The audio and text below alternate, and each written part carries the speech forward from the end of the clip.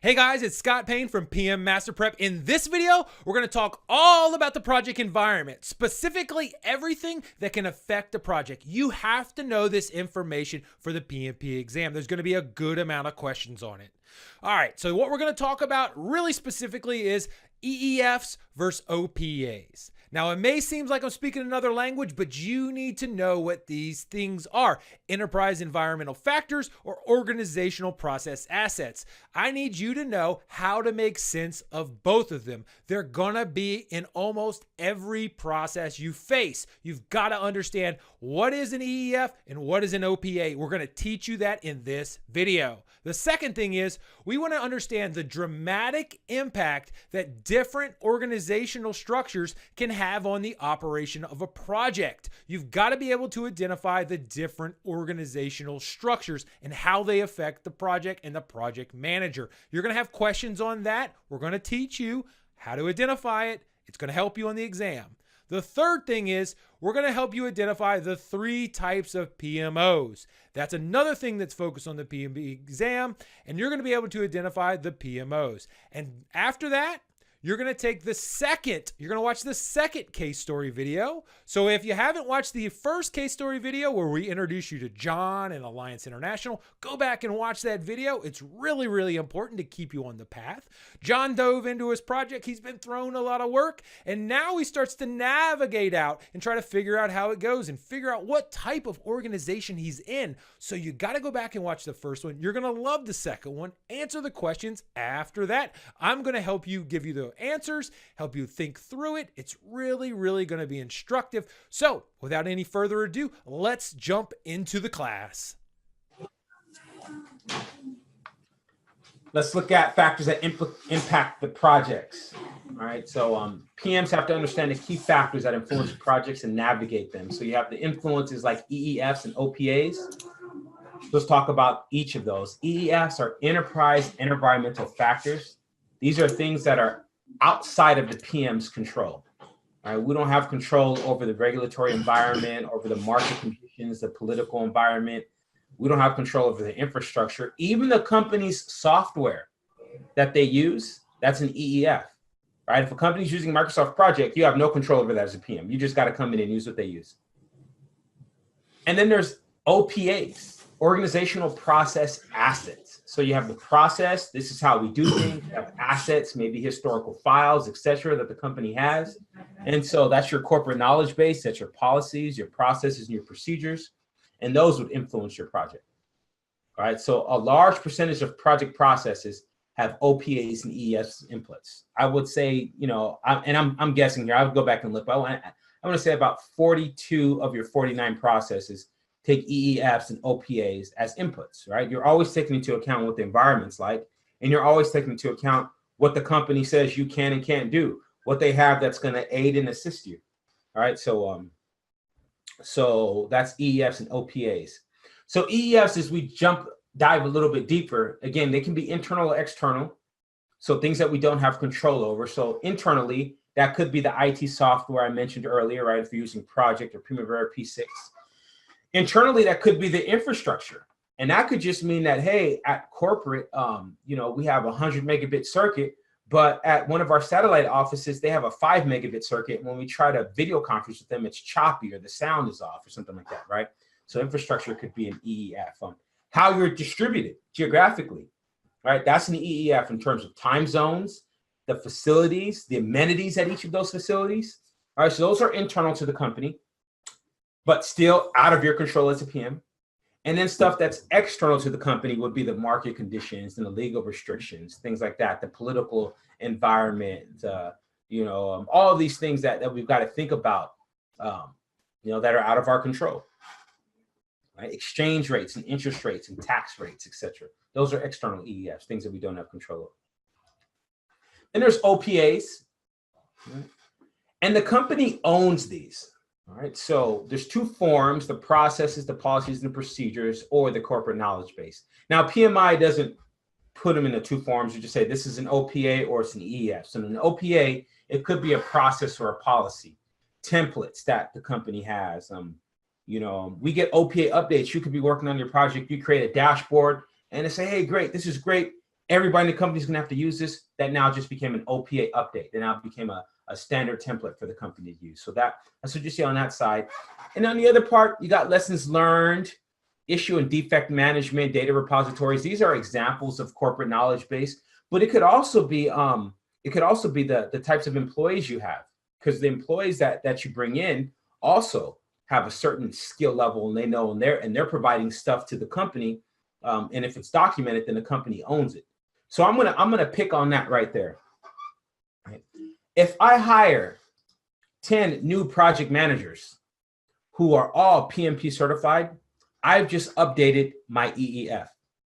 I've just updated the company culture, right? Because now you've got new people who know a little bit more, who speak on the same terminology, etc. And then those people come in and they start creating artifacts for the company. Those become OPAs. All right. So if the company owns it, then it's an OPA. If they don't, it's an EEF. So that's all you have to do to remember this, is that if it's documented, it's owned by the company. If it's not documented, then it's an EEF. All right. So these aren't that difficult to discern one or the other. And they're in enough processes that as we go through each of the processes, by the time we've done it the fourth or the fifth time, you got it. You understand the difference between the two. All right. So just know, company owns OPAs. They do not own EEFs. All right. So now here's the organizational structure that exists out there, right?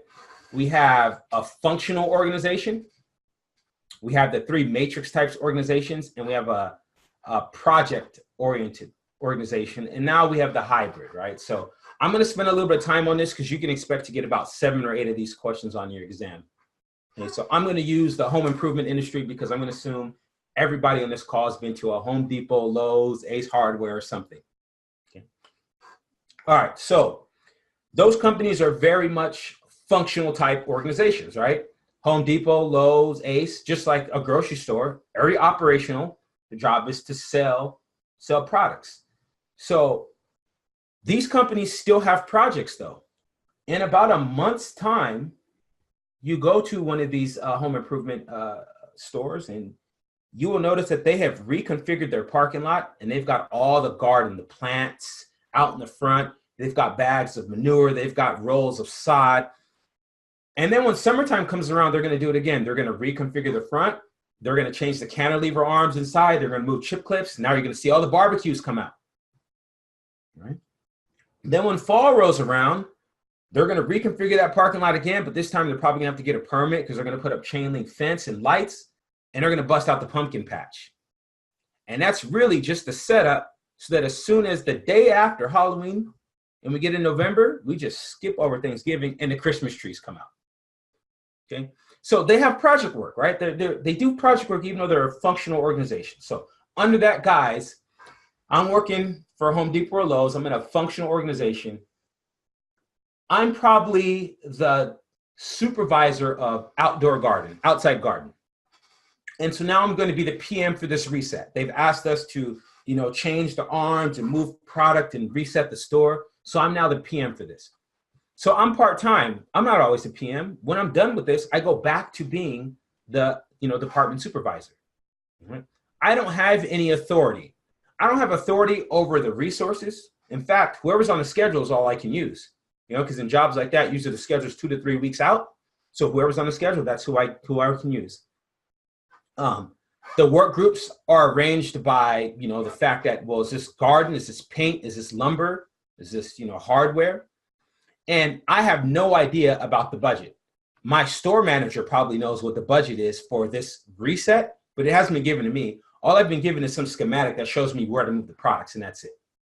I don't have project management staff. It says part-time, but I probably don't have a coordinator that's helping with resources or an administrator that's making sure that, my documents are filed, and if I need permits, those have been requested in the right way. I don't have any of that. Okay. So that's what that looks like if I'm in a functional organization. Now, on the flip side, I'm going to jump to the project-oriented, right? Think of this as like your general contracting companies are project-oriented. All the work is projects, right? So in this sense, if I'm a PM, I'm always a PM. I'm managing either one big project or multiple projects. As soon as that one's done, they're going to hand me another one. I'm always a PM, and that's the only thing I do, okay? I have a high level of authority in this sense that I go find the crew that I need, I hire them, or I internally, I'll work with department supervisors and managers to onboard folks from their operations onto my project. I have that much authority, right? I have that much authority over the resources. I have that much authority over the budget as well. I'll determine if I'm going to hire or fire a vendor. I'll determine if this internal resource is no longer cutting the snuff and we're going to send them back to their manager in our own company, but then I'm going to go hire an external company. I had that level of authority. And the work is arranged by the project, not by the job being done by the project. Okay. And I have full-time staff. I have staff that helps me file those permits when we're putting the lights and the fences up in the parking lot. I have staff that helps with the documentation of everything. All right, so that's my project-oriented sense, right? And the difference between the two here in a functional organization, what's good about it is that when the project is done, I get to go back to work. I still have a job. I'm still the supervisor of this department. The negative piece about it, or the con, there's a pro and con for each. And gosh, I wish you guys had this together. So you might want to note this somewhere. In functional, the positive, right? There's a pro and con. In a functional organization, the pro is the fact that I have a job to return to, right? There is a job to return to. That's the pro. The con in a functional, or the negative, is that I may not have the full skill set to run a project, right? So that's the PMI term. In terms of the negative for a functional organization is that the PM may not have the full skill set to run and coordinate a project. Okay.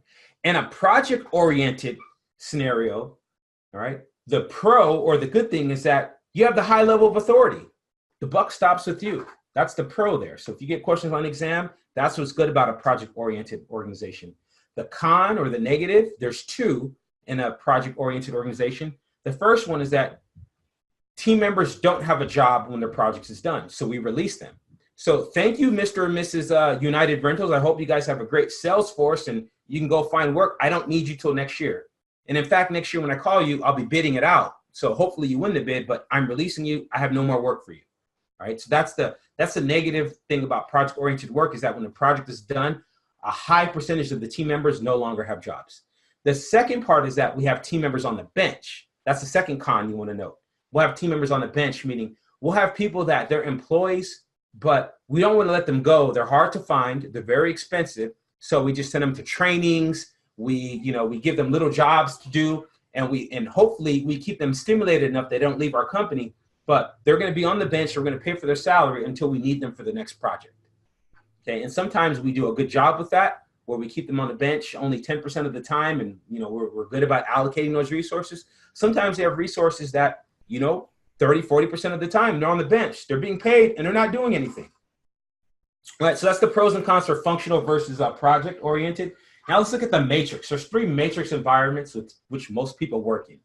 Weak, balanced, and strong. If I'm in a weak matrix environment, I'm likely maybe the assistant manager of Home Depot. If I'm in a matrix or balanced, I'm probably the store manager. And if I'm in a strong matrix, I'm probably playing the role of like a district manager. And I'll explain. So I'm assistant manager. I'm still a part-time PM. When I'm done with this project, I go back to being the assistant manager. I have a low level of authority for the project because it probably came from corporate in terms of what to do. I have a low level of resource availability because, again, these folks are on the schedule. So I have to go and beg, borrow, and steal from folks in other departments. But I can't just assign people from paint to come and do this job. Even though I'm the assistant manager, I just can't do this, right? Work is still arranged by the job function. So what are we doing? And the functional manager now owns the project budget. So in this sense, the store manager would own the budget there.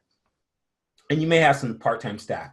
If I'm in a matrix, a balanced matrix, I may be the store manager. I may be low to moderate because I'm the store manager, but low because, again, my authority level is just for the project. My directives come from corporate. Might be moderate here because I can move people around. Since I'm the store manager, I have that level of power, but I only can choose from the people who are going to be here over the next 3 weeks while the schedule's out. Work is still arranged by job function. I may manage the budget in a sense. Now it's mixed. I may manage the budget because I am the store manager, so I might know what it is. Whereas in a strong matrix environment, I might play the role of district manager. And so now I'm always the PM. I'm always doing projects at all of my stores. That's my job. I have a high level of authority, even with the resources, because I can call that store manager and say, hey, did John and Sarah still work for you? Are they on the schedule next week? Okay, good. I'm going to use them for this project. I have that level of authority. I can do that. Work is grouped by job function with the PM as a function. And I now manage the budget. I totally manage it. We're here, it's mixed. I may manage. In this scenario, I definitely manage. And I do have full-time staff that travels with me.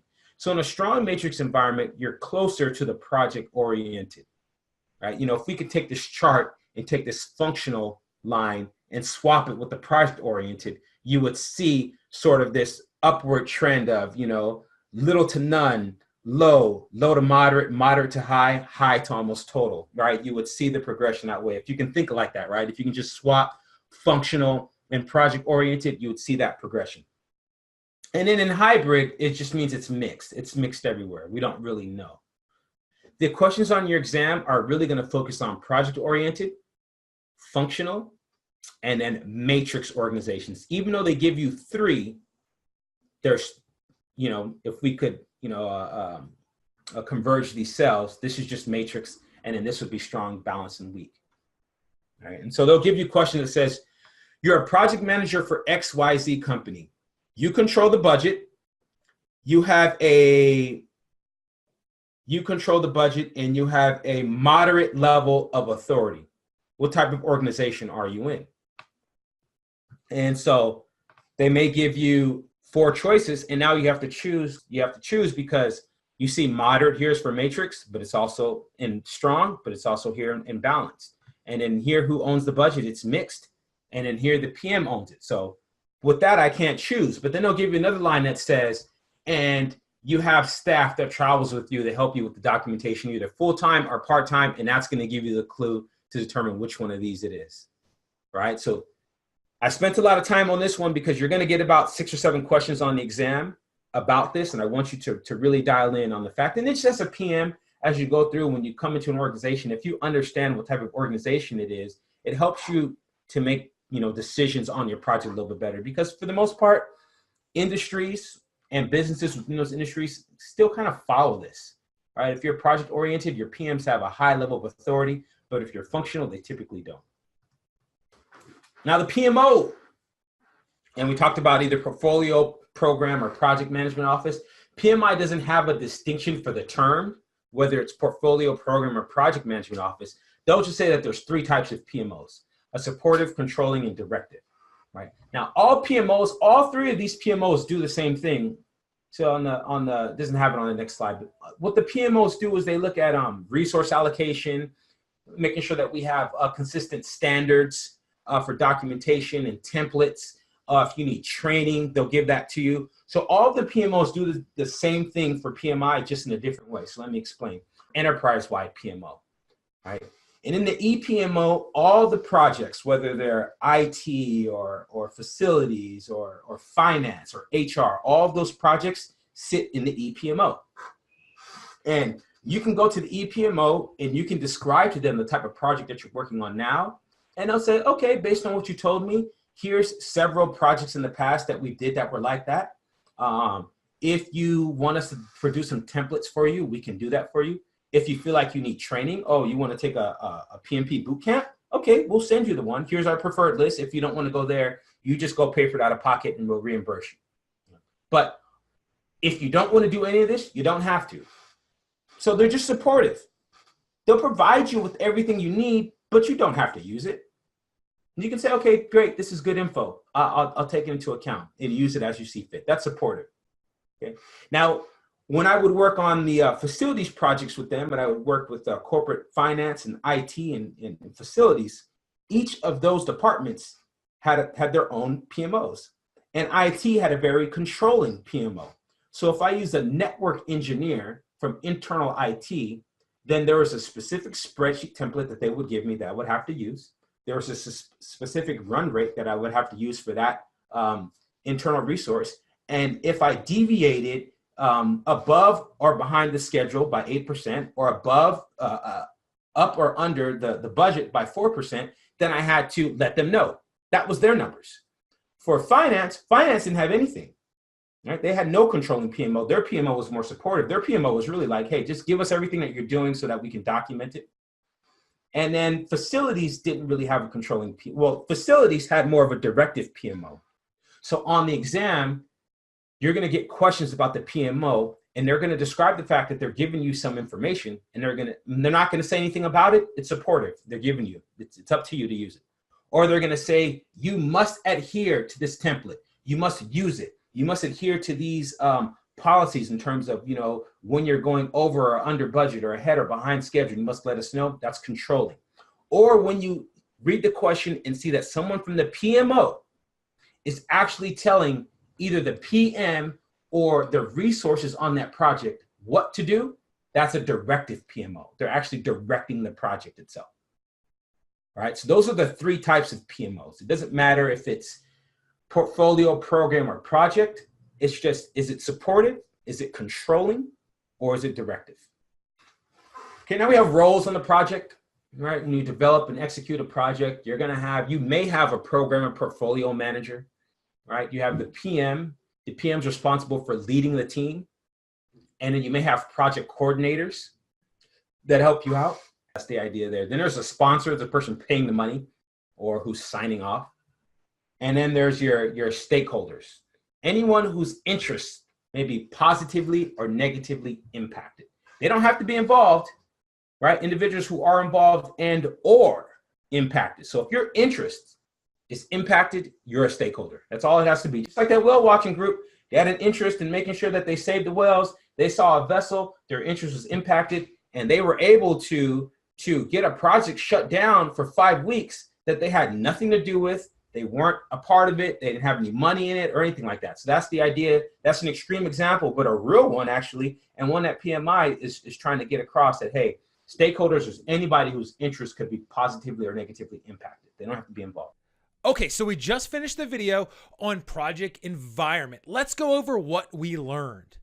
All right, so the first thing is those EEFs versus OPAs, enterprise environmental factors, and organizational process assets. Now we have a good understanding of what those are, and we've prepared ourselves to identify them as we get into every process. So we start studying what EEFs and OPAs affect each process and why they're valuable. It's going to be something that really, really helps you out as we move through this game. All right, so EEFs, those are the factors outside. That's the key part. Outside of the control of the project team. Remember that. Anything that's outside of the control of the project team, that's an EEF. Now, OPAs is different. Those are the plans, processes, and knowledge bases internal to the organization. So that's a little bit different. Know how to identify if it's an EEF or an OPA. And when you start to go through the processes and they lay that out as inputs, you'll really start to understand. So that's why we focus on those two areas. Now, as we go into the organizational structures, we introduce to you to the different ones. Now, we have a functional organization, the matrix, strong to weak. So there's 3 different types. And then projectized and hybrid. So if you don't have a good understanding of those, go back, refer to those. There's going to be a few questions in your exam on those type of organizational structures, basically saying, hey, what type of structure is this person in? Or in this type of structure, what kind of power would the project manager have? Or what kind of access to resources would they have? So be familiar with those structures. Additionally, in the next video, in the case study video with John, really think about what kind of organization is he in? That's a good question. That's going to give you your first test to see what kind of organization is John in. And the last thing is we have 3 types of project management offices. We have supportive, controlling, and those directive. That's the third time, the directive types. So supportive, controlling, directive, know those types and know how they affect the project. Okay, and so like we said, your next step is directly to go into the second case study. Let's jump in with John. Let's watch again. Let's answer the questions, and then you'll find me again to talk you through the answers. When you go through these answers and these questions, I really want you to think about what would you do in John's situation?